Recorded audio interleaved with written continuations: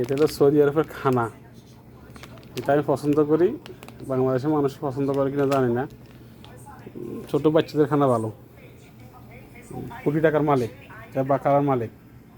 আমরা কোনো রকম লেবারি করি, এটা সবাই জানে। আমরা কোনো রকম লেবারি করে চলি। কে কোটি টাকার মালিক সবাই জানে। হ্যাঁ, এটা হলো কেক। বাংলাদেশেও আছে, এদেশেও কেক দেখি, এর বিভিন্ন ধরনের কেক টেক বানায়। আগে বানাইতো না, 20-25 বছর আগে এগুলো বানাইতো না, এখন বানা। এটা হলো বিস্কিট, এগুলো বাংলাদেশের প্রাণ কোম্পানির বিস্কিট, বিভিন্ন ধরনের ভালো অবস্থা।